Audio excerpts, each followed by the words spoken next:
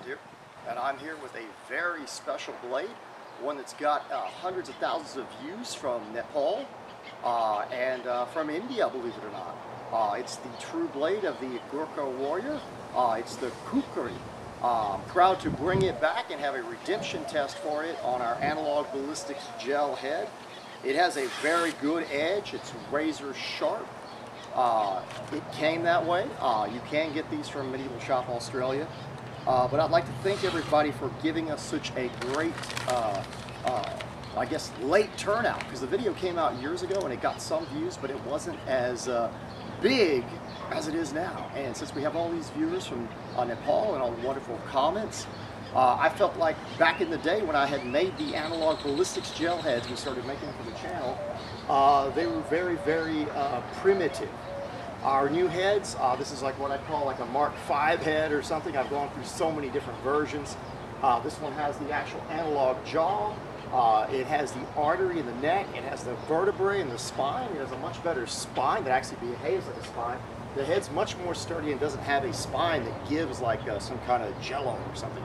So the blade really didn't get to put out its true potential in the test that we did last time. Although it has surprised and amazed us over and over again how well it cuts through gambeson. And for a blade its size, it compares to swords that are much bigger. So yes, I believe that there is a reason why this is a very famous blade in Nepal and around those regions, because it was made that way because of the design. It works extremely well. It's designed to cut through almost anything. That's what we discovered. Is not just it's not really a thruster as much as it is the best cutter. It can cut through things that other blades have to thrust through. They don't have the cutting through. So let's go ahead and start today, and we're going to go ahead and see what we can do with this head and see how much more devastating this blade truly can be on a true head if it's made like a true analog of a human head. So let's get going. Okay, we'll start off our first cut using an action that you see in a lot of the Gurkha farms and stuff, where you get a little spin and then swing to get power behind the blade. So we'll see how that works. It's just a theory, because I know that the blade has a lot of heft, and I think that will help increase the damage in some way.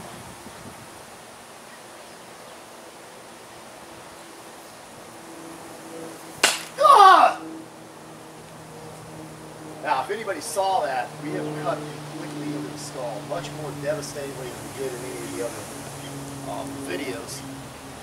That is nasty.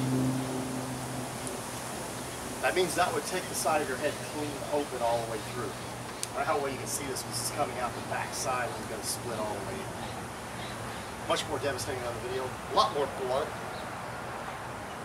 I don't know how well that actually helped me, but it did feel really good when I went to cut to have that little wind up in there.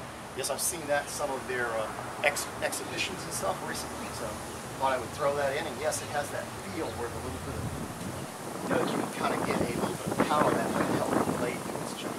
All right, I'm going to try a shot on this side over here.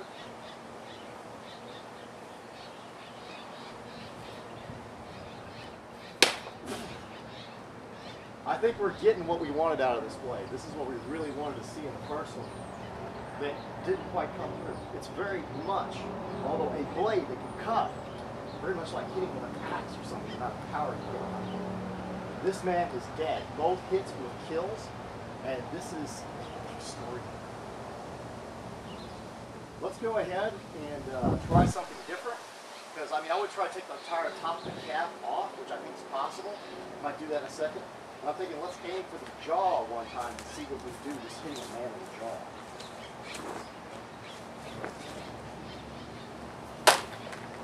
Oh.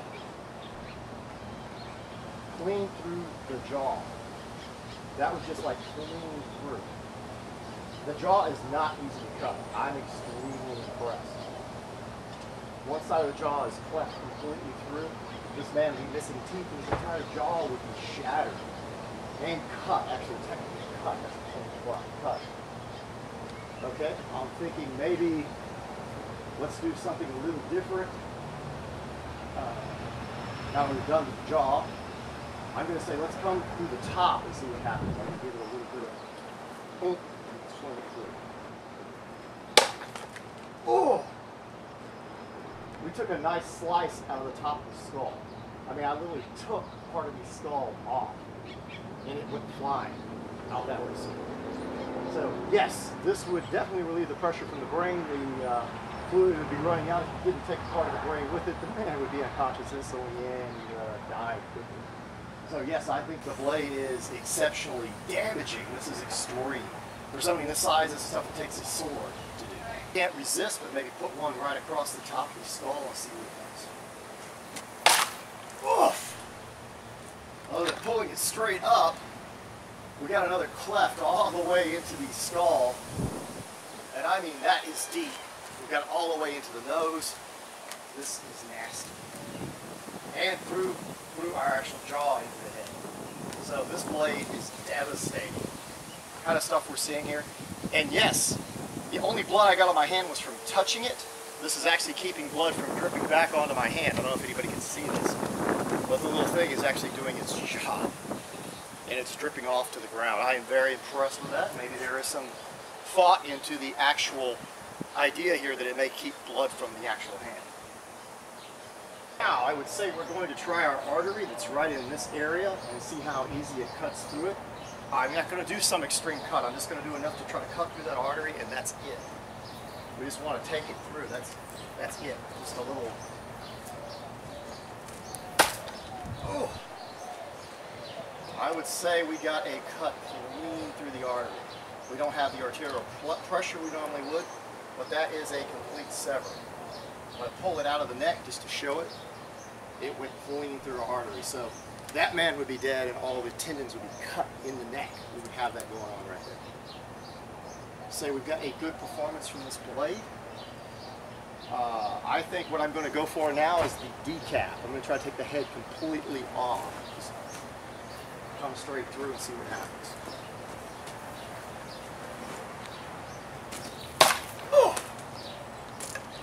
Oh!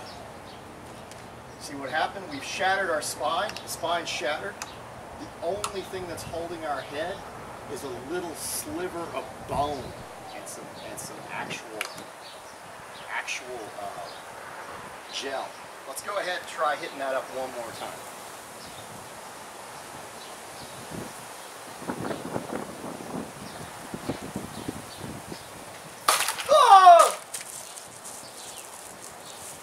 We cut through the other artery, clean through. As everybody can see, the artery is still here. The head is totally decapitated. We went completely through, leaving the bottom half, which is very, very difficult with this style of head. A lot of times this will come flying off. So we have a perfect, complete decap, which I'm extremely impressed by for such a small blade. So yes, this blade has the ability to be the most famous knife of its time. If you consider this a knife-sized blade, which it is, for it to do what it's done is extreme. This being a real Nepalese, Kukri, as used by the Gurkha warrior, I can see how it's approximately the same size as used modernly. I can see how it got so famous and how it could kill its enemies and put fear in the hearts of men when they ran into this on the battlefield over like a regular bayonet or something.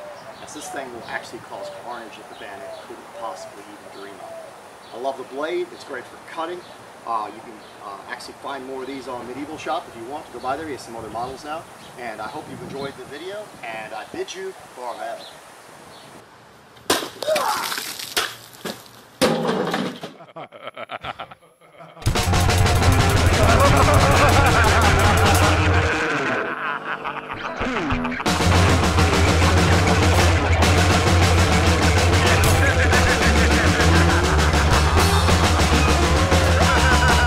Throwing.